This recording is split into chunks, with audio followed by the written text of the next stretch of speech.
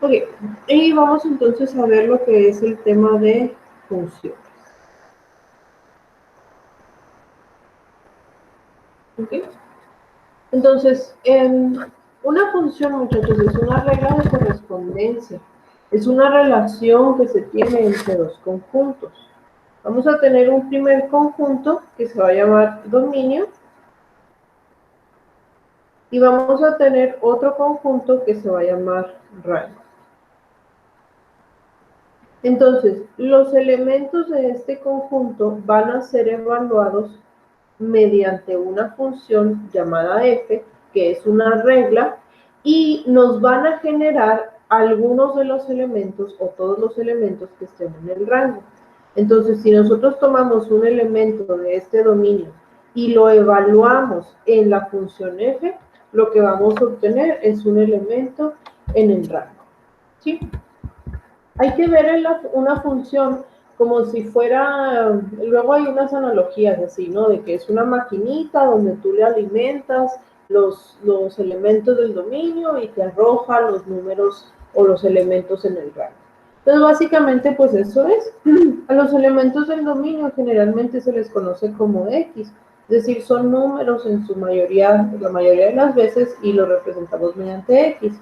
Y los elementos del rango, muchachos, que también pueden ser números, van a ser f de x. Es decir, el elemento x tomado y evaluado en la función. Y eso me va a dar el elemento en el rango. ¿Sí?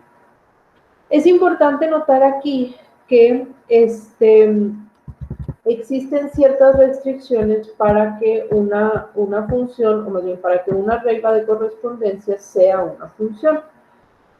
Si nosotros tenemos, bueno, para cada elemento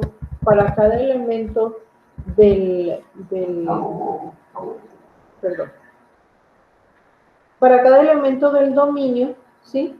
Le puede corresponder un único elemento en el rango. Dicho de otra manera, y más bien esto lo podemos ver mejor gráficamente. Vamos a tener nosotros los elementos X y vamos a tener los elementos f de X. ¿Sí? Si yo tengo un elemento en el dominio para el cual tengo dos valores en el rango, entonces esta regla de correspondencia no es función. En el Bachi, creo, o algo así, nos enseñaron uno que era la regla de la línea vertical. Entonces, si nosotros teníamos una gráfica de este tipo y pasábamos una línea vertical por cualquier punto de la gráfica, si esta línea tocaba la curva en más de un lugar, entonces no era función. ¿Sí?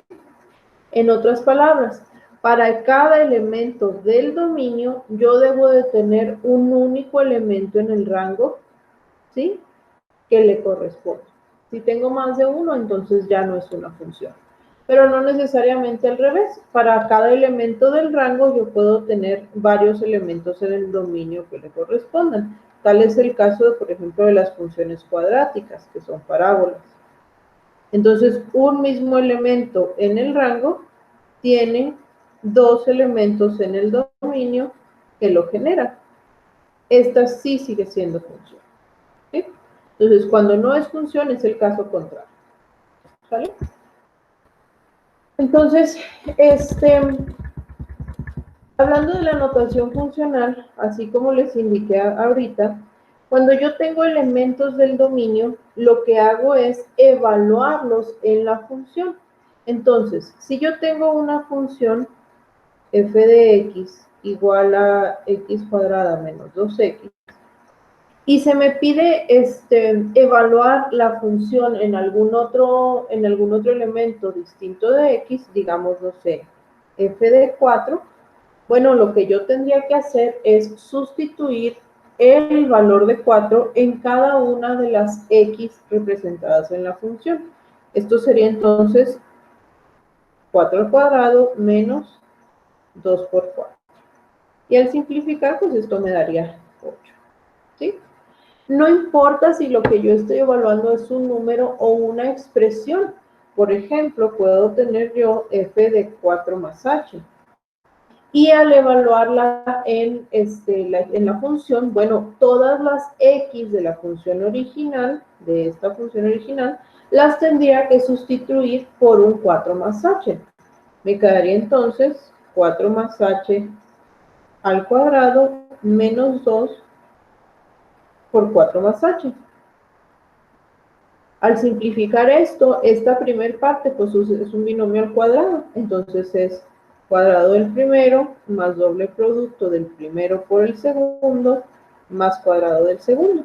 Y esta segunda parte pues nada más habría que multiplicar. 2 por 4, 8 y menos 2 por h, menos 2h.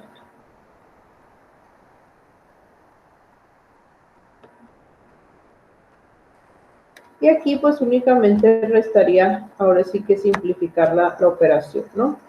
Sería h cuadrada más 6h más 8. ¿Okay?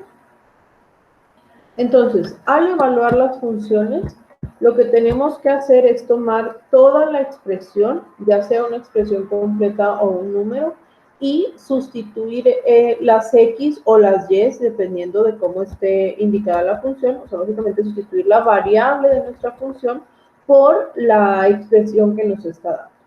¿Sí? Ahora, así como dijimos ahorita, las funciones se van a definir bajo dos conjuntos, su dominio y su rango. ¿Ok? El dominio de una función son aquellos números, hablando de funciones reales, ¿verdad? De funciones que se definan sobre los números reales, van a ser aquellos números que se puedan evaluar en la función. Es decir, aquellos números que yo voy a poder sustituir aquí sin que la expresión de la función se indetermine. El rango de la función va a ser el resultado de esta evaluación. ¿Sí? O sea, el conjunto de todos los números resultados de evaluar el dominio. Entonces, vamos a tener distintas funciones. Tenemos funciones, por ejemplo, funciones lineales.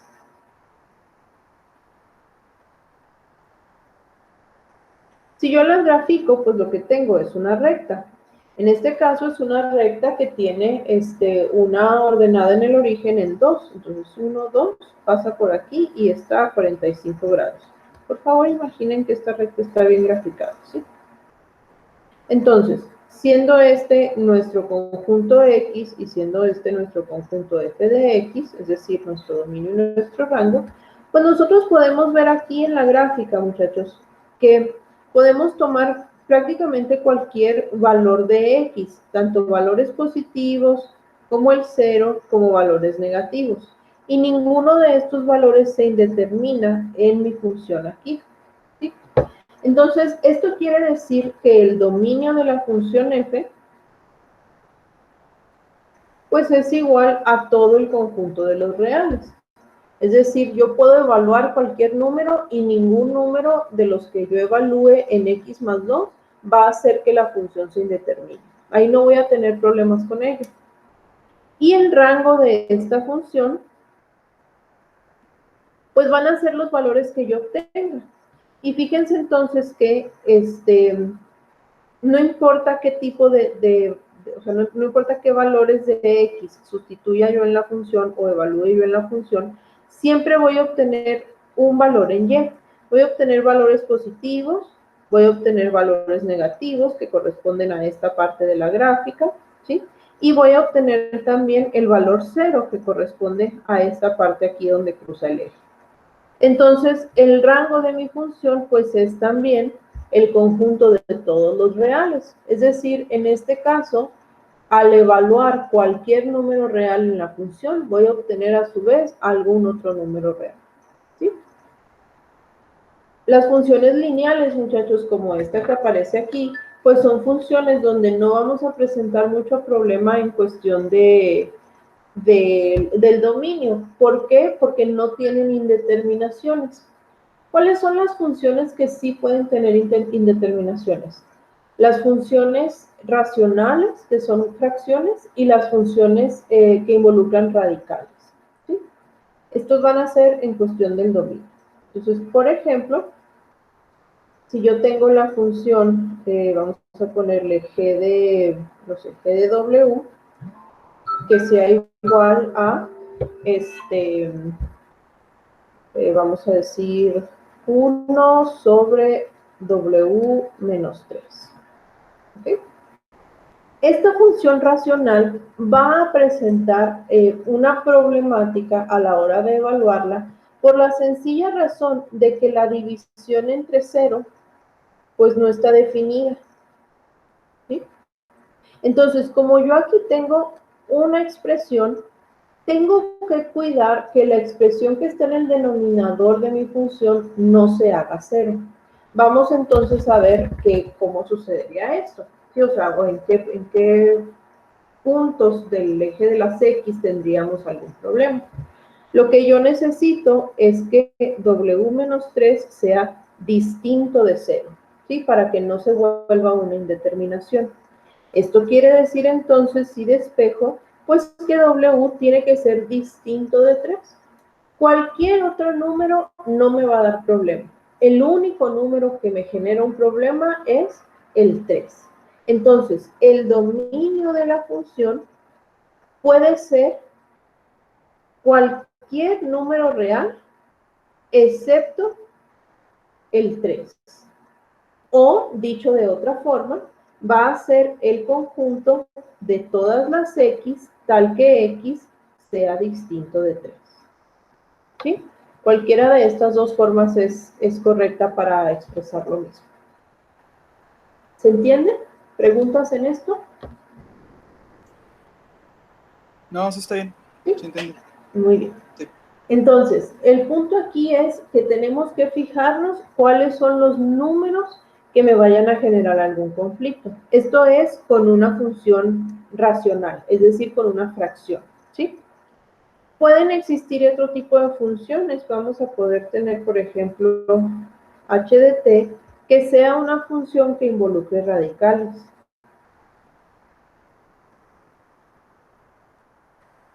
El problema con los radicales pares, es decir, raíz cuadrada, raíz cuarta, raíz sexta, es que las raíces pares no se definen o sea, no se puede sacar raíces cuadradas o ¿cómo se llama? Cuartas o lo que sea, cualquiera par, de un número negativo.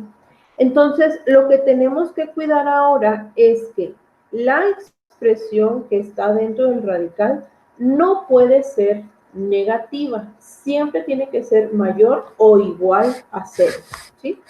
En este caso, entonces, tenemos que buscar cuáles son los números, ya sea individuales o como conjunto, que me van a hacer que 9 menos t cuadrada siempre sea positiva o 0. ¿Ok? Eso es lo que tenemos que cuidar. La expresión que esté dentro del radical siempre debe de ser positiva o 0, o no negativa, como lo quieran ver. Ahora, en este caso, pues lo podemos resolver como una desigualdad, que ya sabemos cómo resolverlas, ¿sí?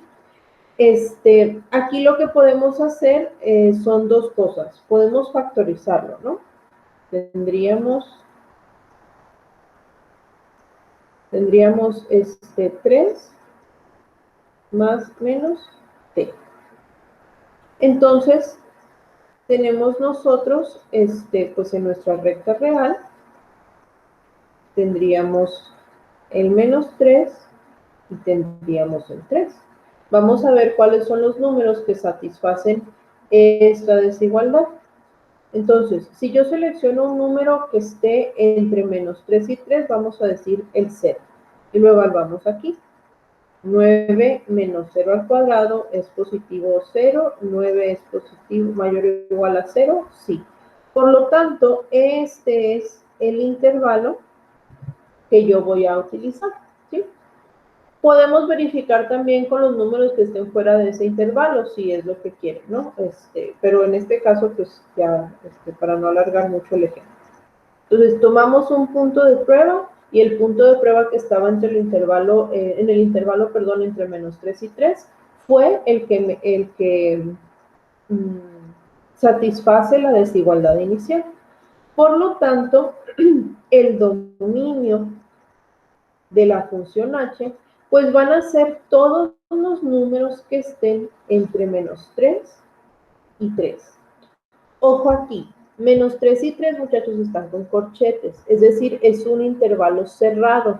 ¿Por qué? Pues porque esta desigualdad es menor o igual. Si fuera solamente menor, serían paréntesis abiertos, ¿sí? Pero como incluye el igual, pues tiene que ser paréntesis cerrado. ¿Vale? Entonces, en funciones racionales, tenemos que cuidar que el denominador de la función no sea 0. Y en funciones que involucren radicales, tenemos que cuidar que la expresión dentro de la raíz no sea negativa. O sea, tiene que ser mayor o igual a 0. ¿Vale? Hay algunos casos en donde les digo que los elementos del dominio, pues siempre se refiere a ellos como, o sea, como X, ¿no? Pero hay algunos casos en donde los elementos del rango se les llama Y. Esto, muchachos, es para hacer una diferenciación en las variables. La variable X, que es aquella que se evalúa en la función, es la variable independiente. Y la variable Y, que es el resultado de evaluar X en la función, es la variable dependiente. ¿Sí? ¿Por qué es importante identificar cuál es la variable que depende de cuál? Bueno, para precisamente poder a nosotros hacer las gráficas de las funciones. No sé si se acuerdan de esto, también es algo que ya en algún punto han de haber visto, ¿no? Si tenemos nosotros una función, digamos, no sé, x cuadrada menos 2, una manera de graficarla es darle valores a x y ver qué valor obtenemos para y. Y luego tomábamos valores positivos y negativos y los íbamos graficando, los íbamos tabulando, ¿no? Tendríamos, por ejemplo, menos 3, menos 2, menos 1, 0, 1, 2, 3. En esta parte es importante considerar el dominio de la función, porque si tenemos un dominio que no incluye números negativos, pues no tiene caso evaluarlos en mi función, ¿sí? O por ejemplo, como el caso de acá, de esta función con un radical. O sea, si mi dominio es únicamente de menos 3 a 3, pues no tiene caso evaluar números que estén por afuera, o sea, por debajo de menos 3 o por arriba de 3, porque no me van a generar nada. Entonces hay que tener en cuenta el dominio de la función a la hora de asignar los valores de la tabulación. Esto entonces, pues nada más es cuestión de ir evaluando, ¿no? Menos 3 al cuadrado, menos 2 va a ser 7, menos 2 al cuadrado, menos 2 va a ser 2, menos 1 al cuadrado, menos 1 al cuadrado, menos 2 es menos 1, 0 al cuadrado, 0, menos 2, menos 2, 1 al cuadrado, 1, menos 2, menos 1, 2 al cuadrado, 4, menos 2, 2, 3 al cuadrado, 9, menos 2, 7. Entonces aquí lo que vamos a tener, pues es una función que se va a comportar de la siguiente manera.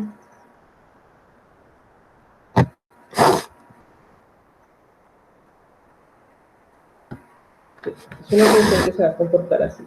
Tendríamos aquí 1, 2, 3, este es el eje de las X, este es el eje de las Y.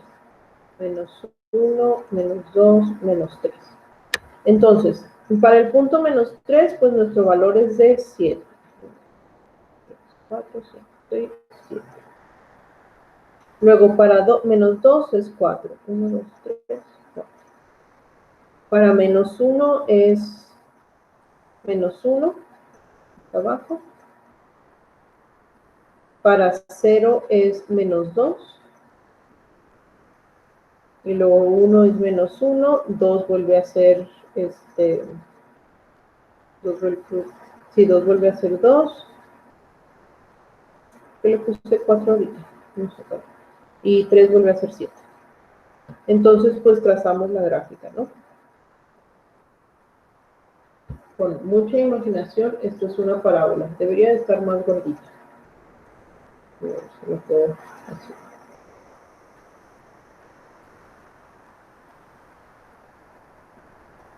Ya, lo intenté. Entonces, el bosquejo de las gráficas, muchachos, pues nos ayuda a darnos cuenta no solamente del comportamiento de la curva, o sea, de cómo es que se ve graficada la función, sino también nos ayuda a darnos cuenta del rango de la misma. Recuerden que este es el eje de las Y, ¿sí? Fíjense que aquí estoy tomando yo valores en este lado del eje de las X y obtengo valores en Y, ¿sí? Y son valores que pues evidentemente van a ir creciendo. Luego los valores en Y van bajando conforme yo me aproximo a 0 y en 0 obtengo un punto que es el menos 2. Luego al ir pasando a los valores positivos de X, los valores en Y vuelven a subir. Es decir que en ningún punto voy a tomar valores que estén más abajo de menos 2. ¿Cuál sería entonces el rango de esta función? Pues el rango de esta función va a ser desde menos 2, que es el valor más chico, por así decirlo, que llego a tomar, hasta infinito. ¿Por qué? Pues porque conforme yo vaya tomando valores más grandes, en X, los valores de Y también van a ir aumentando. ¿Sí? Lo que llega a un tope es precisamente la puntita esta de la parábola, que únicamente llega sobre el eje de las X, perdón, sobre el eje de las Y, únicamente llega a menos 2, más abajo de eso no va a llegar. ¿Vale?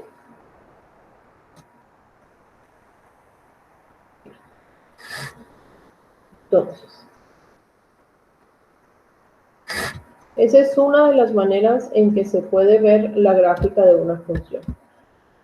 Ya en estos puntos, muchachos, a mí la verdad ya no me interesa mucho que ustedes grafiquen las funciones así exactamente, ¿no? O sea, sí es importante que nos demos cuenta en forma general de qué es lo que tenemos, o sea, con qué estamos trabajando. Si es una parábola, si es una cúbica, si es una recta, si es una función asintótica. O sea, pero ya no los valores exactos, ¿sí? O sea, eso ya no es algo que vayamos a estar viendo. Entonces, yo sí les recomiendo que busquen o descarguen esta aplicacióncita. Es gratuita si se registran con su usuario educativo, o sea, con su correo de la UAP, ¿sí? Entonces, esta aplicación, pues lo que hace básicamente es resolverte la vida, ¿no? La pueden instalar en el cel, la pueden instalar en su tablet si tienen, o si no, la pueden incluso usar como página de internet directamente desde su lab. Y básicamente aquí, pues lo que ustedes hacen es resuelve un sinnúmero de problemas o aplicaciones matemáticas, pero algo muy, muy padre, porque es algo muy fácil y directo, es que grafica, ¿no? Entonces, por ejemplo, ahorita teníamos la función, que era x cuadrado menos 2. Sí, ¿verdad? X cuadrado menos 2. Entonces, si yo la quisiera ver graficada correctamente, pues lo único que tendría que hacer es introducir aquí los datos. Entonces, tendríamos x al cuadrado, así, menos 2. Y esta es la función que vamos a graficar. Fíjense que aquí en el primer renglón, ahí donde dice input, pues verifica si en efecto eso es lo que estás queriendo graficar, el x cuadrado menos 2, en caso de que hayas escrito la función esté mal, ¿no? Que te haya faltado un paréntesis o algo. Y luego lo que tenemos aquí, pues, es precisamente sus gráficas en diferentes escalas. Te dice qué figura es, en este caso es, pues, una parábola. Te dice sus raíces, es decir, el punto en el que la curva cruza el eje de las X. Dice las raíces, el discriminante del polinomial. Aquí. Dice también el dominio y el rango, ¿sí? Fíjense que el dominio son todos los números reales y el rango, pues, es precisamente números reales tales que sean mayores o iguales a menos 2, que era lo que decíamos ahorita, ¿no? O sea, va a partir de menos 2 hasta infinito. Viene también otra cuestión aquí que nos dice si la función es par o es impar, y eso vamos a verlo a continuación. ¿Cómo determinar si una función es par o impar?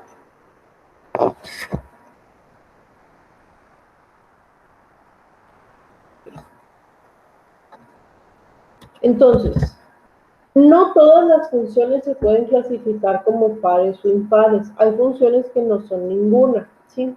Pero las funciones pares tienen la siguiente propiedad.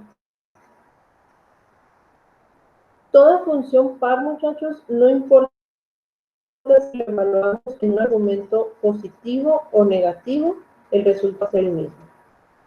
Y las funciones impares van a cumplir con lo siguiente. F de menos X es lo mismo que menos F de X. Gráficamente, las funciones pares, así como la parábola que acabamos de dibujar, las funciones pares son simétricas respecto al eje de las Y.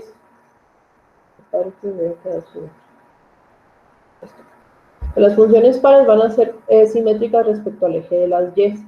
Quiere decir que todo aquello que yo ponga del lado derecho del eje de las Y lo va a reflejar en el lado izquierdo del eje de las Y o a la inversa, ¿no? El lado izquierdo en el lado derecho. Y las funciones impares van a ser simétricas, pero respecto al origen. Entonces, la simetría ya no es una simetría vertical, sino que va a ser una simetría así como oblicua, ¿sí? Las funciones impares se ven como las cúbicas, por ejemplo.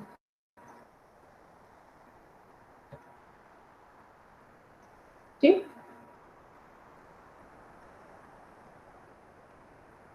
Entonces, ¿cómo se determina si una función es par o es impar? Haciendo estas evaluaciones. Dependiendo de lo que se obtenga, pues se puede hacer la discriminación de una u otra.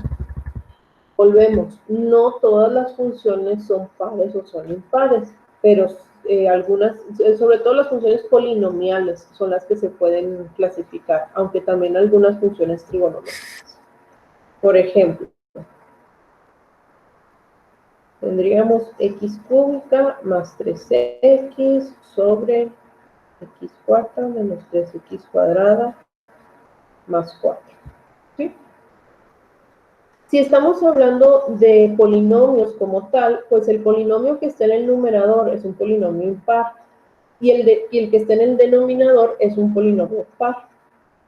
Entonces, si estas fueran funciones polinomiales, pues las podríamos clasificar nada más por el grado del polinomio, ¿sí? Pero como es una función racional, entonces no podemos hacer eso directamente. Y aquí no aplica eso de que par entre impar da impar, ¿sí? O sea, hay que hacer la evaluación. Entonces, en este caso, tomaríamos f de menos x y la evaluamos en la función. Tenemos menos x al cubo más 3 por menos x entre menos x a la cuarta menos 3 por menos x al cuadrado más 4. Al simplificar, muchachos, nos queda menos x al cubo es menos x, menos 3 por menos x es menos 3x. Luego abajo nos queda menos x a la cuarta es x positiva a la cuarta, menos x al cuadrado es x cuadrada, por menos 3 es menos 3x cuadrada, más el 4. ese no cambió. Entonces, fíjense que en el numerador puedo factorizar un menos 1 y tenemos x más 3x, perdón, x cúbica, entre x cuarta menos 3x cuadrada más 4. Si la comparamos con la función original, pues tenemos la misma función, excepto por un signo negativo. Quiere decir entonces que al evaluar la función en menos x, lo que obtuvimos fue la misma función original con un signo negativo. Esto la hace una función impar. Si nosotros la graficáramos, lo que tendríamos sería una función que sería simétrica respecto al origen.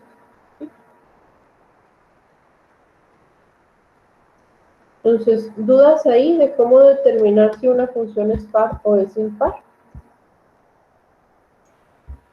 No. Muy bien. Ok, entonces,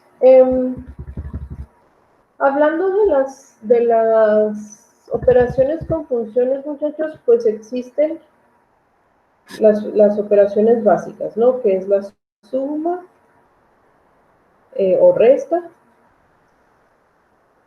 el producto, el cociente o división y potencia. Entonces, la suma de dos funciones, muchachos.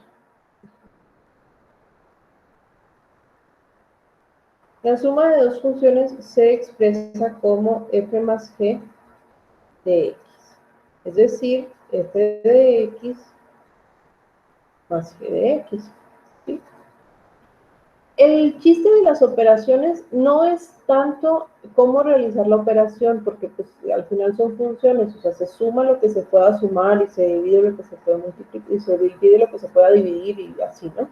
El punto aquí es saber que independientemente de la operación que se esté haciendo, el dominio de la función va a cambiar. Es decir, si yo tengo el dominio de la función f y yo tengo el dominio de la función g, el dominio de su suma no necesariamente va a ser igual a cualquiera de esos dos. Puede que el dominio cambie, ¿sí?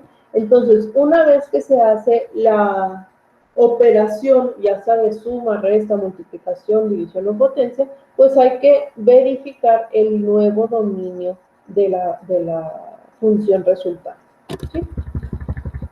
Creo que aquí va a estar un poco más fácil si lo vemos con algún ejemplo.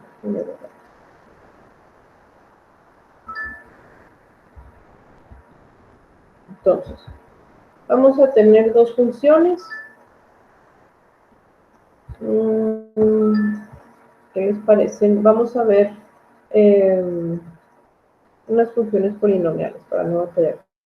X cuadrada menos 3x más 2 y vamos a tener g de x que sea x cúbica más 2x menos 1.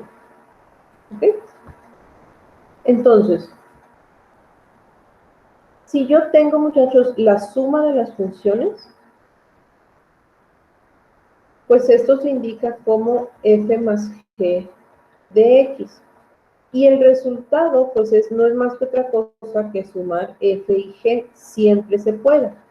En este caso, tendríamos x cuadrada menos 3x más 2 más x cúbica más 2x menos 1. Entonces, aquí sí podemos simplificar nosotros algunos de los términos. Por ejemplo, el x cúbica pues se queda solo, la x cuadrada también, pero tenemos menos 3x más 2x que nos da menos x. Y tenemos 2 menos 1 que nos da 1. Esta entonces sería la función suma, es decir, es la función resultado de haber sumado x más g. ¿Sí? En la resta,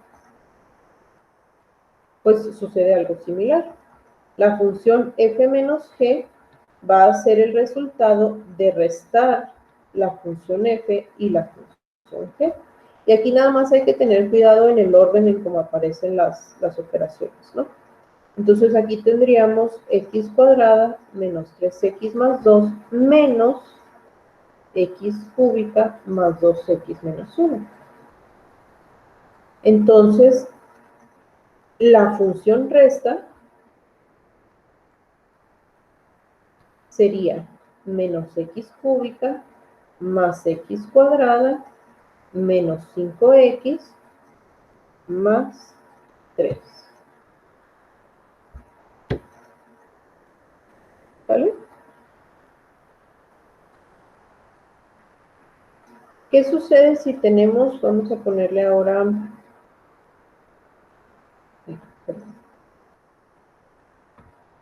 a poner ahora f de t que sea t cuadrado más 1 y h de t que sea, no sé, 3t. ¿Okay? Entonces, la siguiente operación pues sería la operación producto o la multiplicación.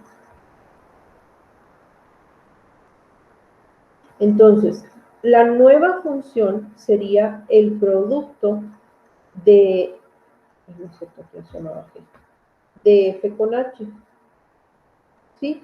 Que no es otra cosa pues más que multiplicar ambas funciones, o sea, multiplicar f de t por h de t, siempre y cuando se pueda. En este caso tendríamos t cuadrada más 1 por 3t. Aquí sí podemos realizar el producto, muchachos, y encontrar alguna simplificación. Tendríamos f por h de t sería 3t cúbica más 3t. ¿Sí?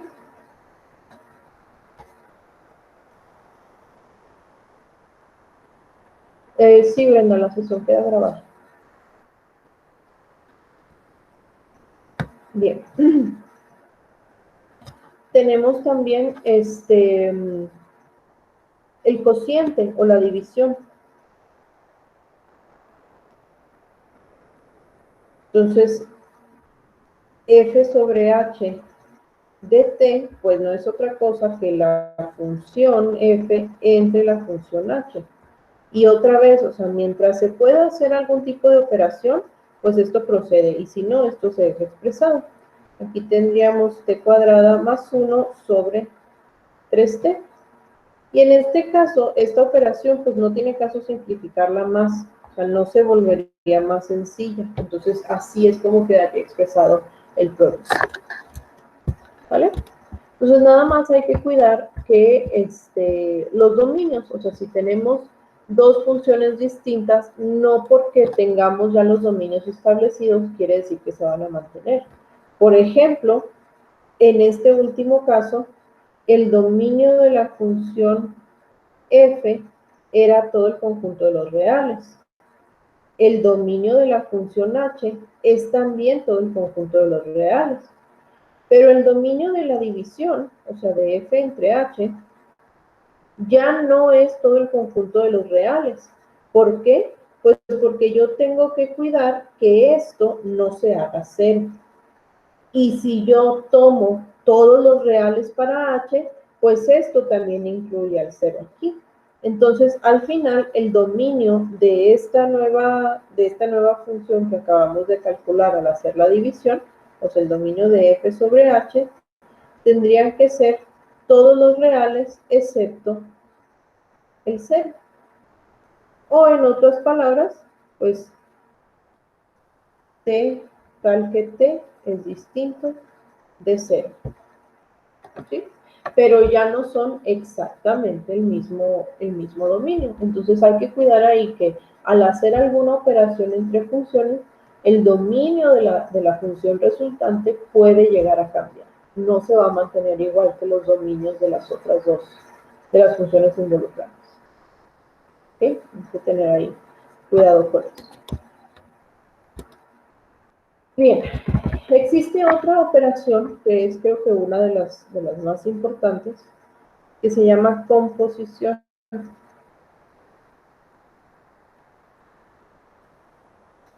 En la composición de funciones, lo que se tiene son dos funciones pero una de ellas se evalúa en la otra. Entonces sería como meter, hablando de estas maquinitas que son las funciones, pues sería como meter una maquinita dentro de otra. Entonces, cuando nosotros evaluábamos funciones, lo que les comentaba ahorita, o sea, si tengo f de x igual a x cuadrada más 2 y me piden evaluarla en 2, pues lo único que tengo que hacer es sustituir todas las x por un 2, ¿sí? Pero si yo lo que tengo es una composición de funciones, entonces lo que voy a tener son dos funciones y al hacer la composición, que se representa con una como bolita, al hacer la composición, lo que esto me indica es que la función g la voy a evaluar en la función x. Es decir, todas las x de la función g las voy a sustituir por la expresión completa que sea la función f. ¿Sí? Si aquí tomamos el siguiente ejemplo, no sé, x más 2 más 1 sobre 2 y g de x que sea raíz de x, sí, raíz de x, ¿sí? Si yo hago la composición g composición f, esto me indica que voy a tomar la función g y la voy a evaluar en todo lo que es la función f, ¿sí? La expresión de f la tengo que sustituir en las x de g. Entonces, esto me quedaría como la raíz de x más 1 sobre 2. Pero al revés, si yo hago f composición g, entonces lo que me está indicando es que la función f es la que se va a evaluar en la función, perdón, la función g es la que vamos a evaluar en la función x. Es decir, voy a tomar la expresión completa de g y la voy a sustituir en todas las x de f. Entonces, f composición g sería raíz de x más 1 sobre 2. ¿Sí? Entonces, hay que tener claro nada más que estas dos no son iguales o no necesariamente son iguales, ¿sí? Porque puede dar el caso en que sí resulten igual. Si eso sucede, si son iguales, entonces tenemos dos funciones inversas. Es más, lo podemos anotar aquí. Si g composición f de x es igual a f composición g de x, entonces f es la inversa de g. ¿Sí? Es el único caso en el que esto se puede dar. En cualquier otro caso, la composición de una en otra o al revés debería de dar una función distinta. ¿Entiende eso? Sí. Yo nomás me quedó una duda. Cuando, por ejemplo, vamos a hacer la raíz cuadrada de eso de f, bueno, el ejemplo de arriba. Tenemos que cuidar igual que no vaya a salir como un número negativo, ¿verdad? Para que pueda darse la raíz cuadrada. Sí. Sí, o sea, en este caso, pues tendría que volver a replantear o a buscar su dominio. O sea, al hacer la composición, también el dominio y el rango de la función cambia, Y porque ahí, es una función nueva. ajá, y ahí también sería mayor o igual a 0, ¿verdad? Para que nunca Sí, sea sí. negativo. Ah, ok. Sí, siempre que tenga radicales, usted tiene que buscar que lo que está dentro del radical sea mayor o igual a 0. Y siempre que tenga funciones racionales, pues que el denominador sea distinto de 0. Ok. ¿Vale? Sí. Entonces, pues así a grandes rasgos, esto es lo que son las funciones y sus operaciones.